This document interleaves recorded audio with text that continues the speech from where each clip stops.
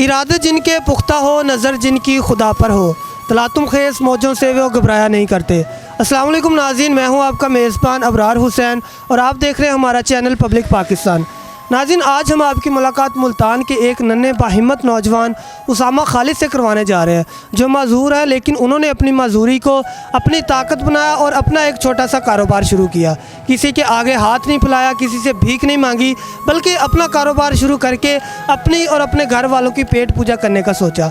आइए उनसे बात करते हैं और उनकी मोटिवेशनल कहानी उन्हीं की ज़ुबानी जानते हैं। अस्सलाम वालेकुम उसामा भाई, कैसे हैं आप? अल्लाह का शुक्र, मैं बिल्कुल ठीक हूँ। आप सुनाएं, आप ठीक हैं?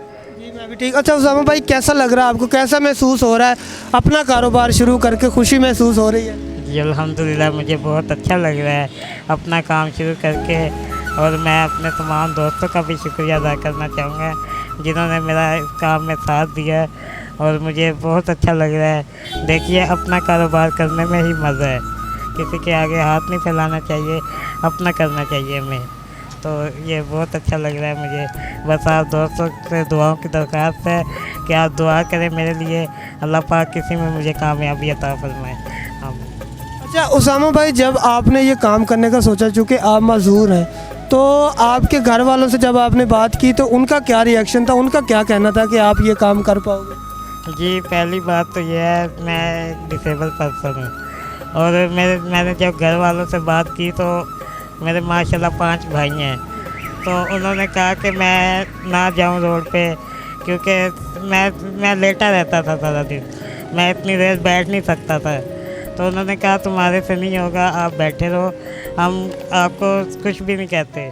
तो लेकिन घर पे बोर होने की वजह से ना मैंने सोचा चलो एक अपना काम शुरू कर लें, जिसके लिए दिल लगा रहेगा। और चाचू रफ़ाकत साहब का भी शुक्रिया है जिन्होंने अपनी दुकान मुझे दी, यहाँ पे बैठने की जगह दी।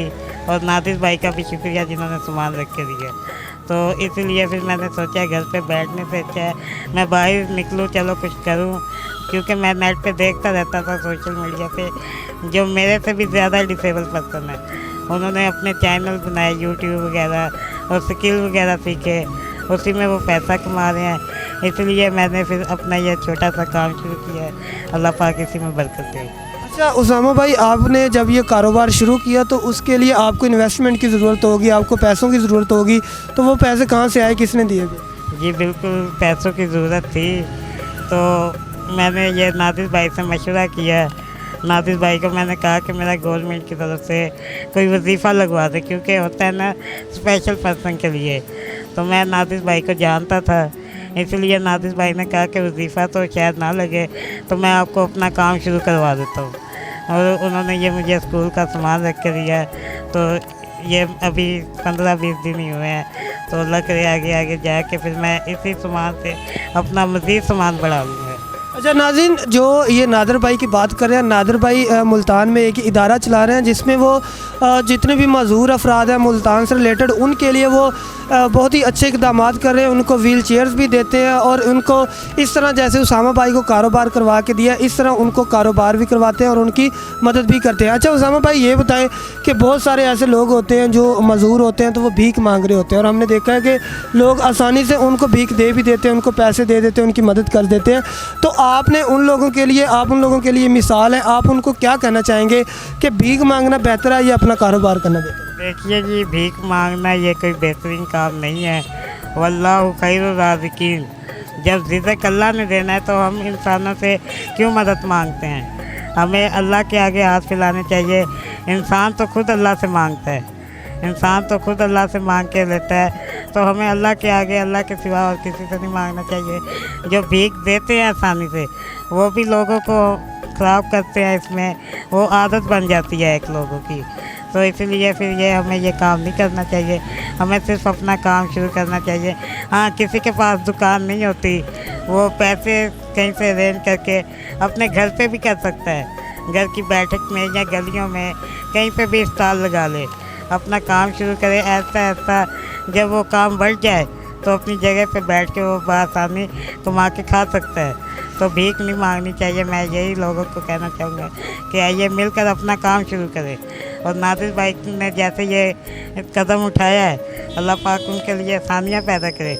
लेकिन नादिर भाई के अलावा कई अदारे ऐसे हैं जो डिसेबल पर्सन के नाम से पैसे लेके वो खुद खा जाते हैं।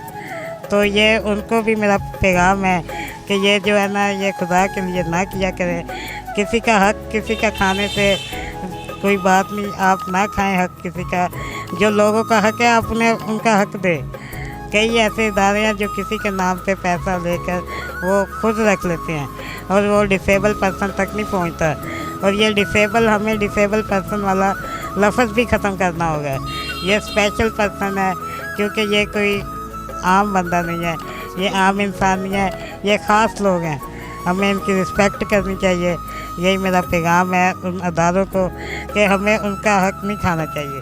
वो लोगों के नाम से पैसा लेकर खुद खा जाते हैं। तो नादिर भाई ने जो हिम्मत की है, अल्लाह पाक उनके लिए और आसानियाँ पैदा करे। जी बिल्कुल, जैसा कि उसामा भाई ने कहा कि ये डिसेबल पर्सन नहीं है बल्कि स्पेशल पर्सन है। तो नाज़रीन, इसी के साथ आपकी इस वीडियो के मतलब क्या राय है, उसामा भाई के मतलब क्या राय है? इन्होंने जो इतना बड़ा कदम उठाया, अपना कारोबार शुरू किया और वो सारे माजूर अफराद जो भीख मांगते हैं सड़कों पर, उनके लिए ये एक मिसाल है। आपकी इस वीडियो के मतलब क्या राय है, हमें कॉमेंट सेक्शन में ज़रूर बताइएगा। इसी के साथ अपने मेज़बान अबरार हुसैन को इजाज़त दीजिए। अल्लाह निगहबान।